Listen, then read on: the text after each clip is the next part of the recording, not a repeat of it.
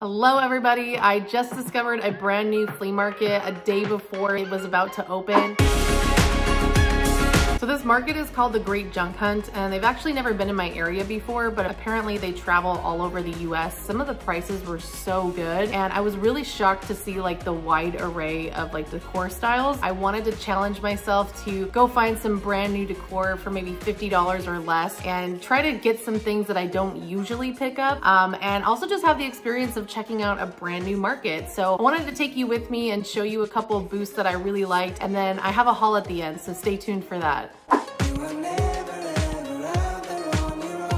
I think we've been all seeing these like old world vintage products pop up here and there now, and I think it's becoming more of a trend. They are a little bit pricey if you ask me, but I really do love like the rich patina and history that this is bringing to any design style.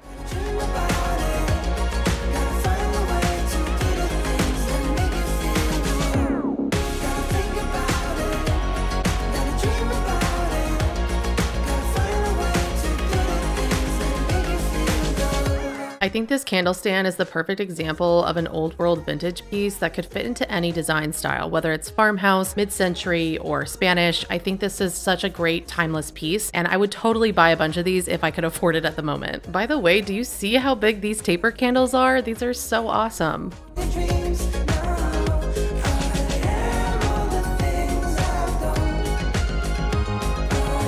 These African mud cloths are so interesting, and if you get the more neutral ones, I think that they can provide a lot of really great texture in your space. However, these are a lot cheaper at flea markets in my experience, so I wouldn't purchase them at a place like this. You know, these paper mache bowls are so trendy right now, but I think the ones that I've seen that have been DIY'd are actually really interesting. I absolutely love shopping, even if I'm not going to spend money on anything, or if I'm seeing a lot of things that I don't really like, because usually one of those things will give me some inspiration for a future DIY project, like this lampshade, for example. I don't like the lamp, but I think that this is such an interesting idea, and I'm definitely going to make something like this in the future.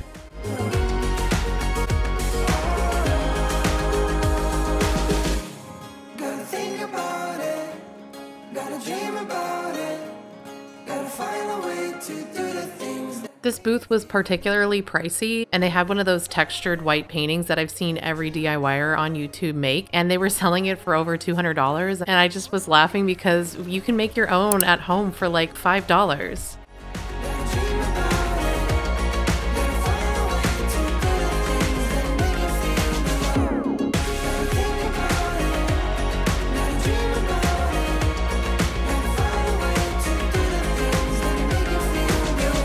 $5, you could put like a succulent in here.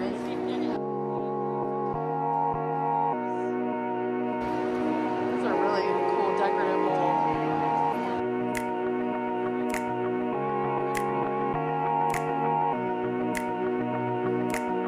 These are nice.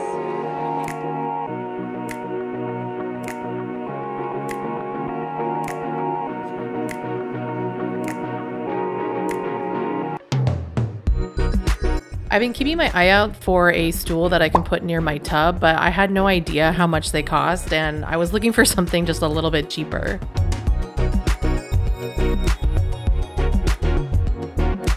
I thought this basket would make an amazing pendant light, especially because it was so cheap, and I'm also trying to bring in some coastal vibes to my home that don't feel so beachy or boho. And I thought that the dark color of the basket actually lended itself to more of an organic feel, but I wasn't sure in the moment and I ended up leaving it, and now I regret it. So let me know in the comments if you would have taken this home.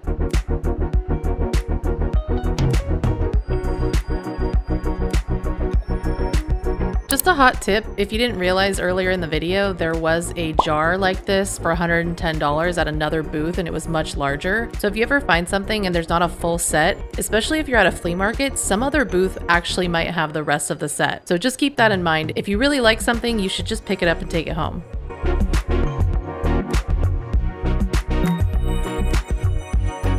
Let me know in the comments what you guys would do with this thing. I was kind of inspired by it, but I maybe didn't like that it had a handle on top.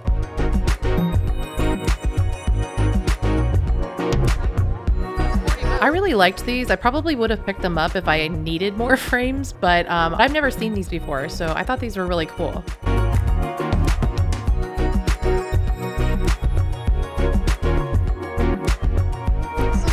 I'm so torn right now if I want to bring in this kind of brass. I'm trying to give little accents of it here and there because it is kind of mid-century, but I do want to lean more coastal, so I think it might be better to bring in some more organic decor than mid-century decor, considering that a lot of my furniture is mid-century. I don't know, let me know your thoughts in the comments.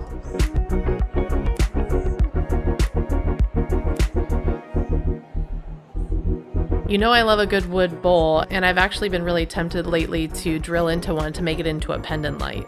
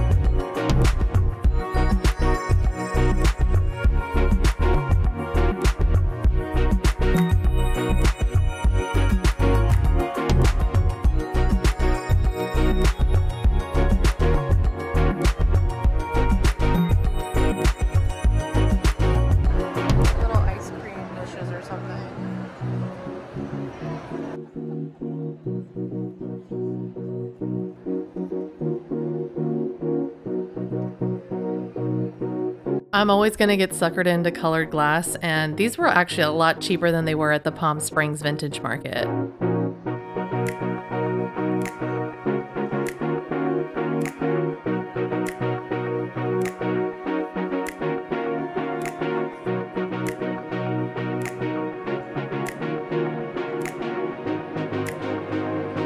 There's just like an excess of these in the world. I don't understand.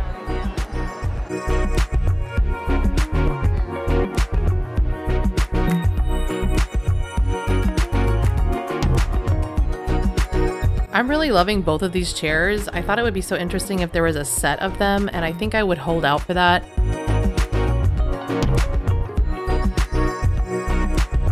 A lot of this stuff really reminded me of like Olive Atelier, which is like that big store that's kind of blowing up in LA right now. They bring in all of these old world vintage items from Morocco and Turkey and China. And I just love this stuff because you can really apply it to any design style. And I think if you use them sparingly, it just brings such interesting like warmth and texture into your space.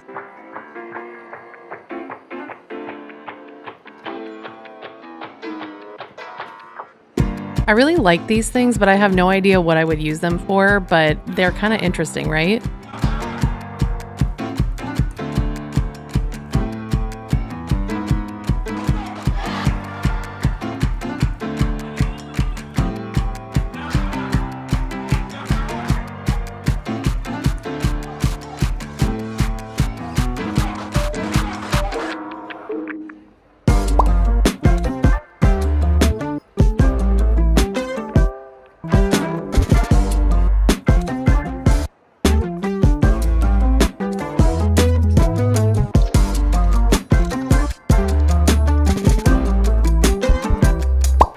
Alright, so this is the first thing that I picked up. It is a walnut, I believe, candlestick holder, and there's no like label on the bottom, so we don't know who made it or where it's from, but it's really pretty. It has like zero flaws. It's just really dirty and needs to be cleaned up.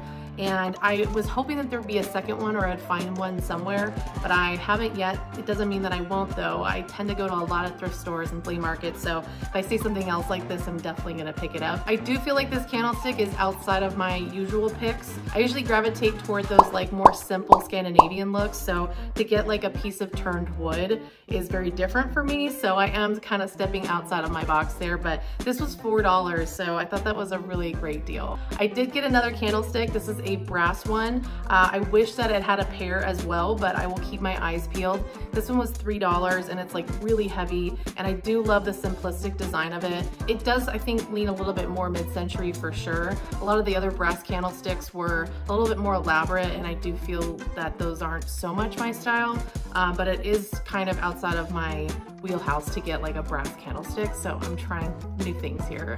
The next thing I picked up was this fantastic mid-century mid-century modern frame. This is in fantastic condition. Anytime I find a frame like this, it's usually so busted or like the fabric on here is ripped or stained, but this one is so clean. And they gave it to me for $22. They were originally asking like 35 bucks and I was like, oh, I only have 22 bucks. And they were like, okay, it's fine. So I was super happy about this. And to go along with this picture frame, there's actually a photographer there. I saw like this, and this is absolutely gorgeous to me. The emotion in this photo is like so intense, and I thought it would be so pretty like in this frame. But I also have like tons of other frames that I could put that art in. I just thought like, oh my God, this is gorgeous and so up my alley.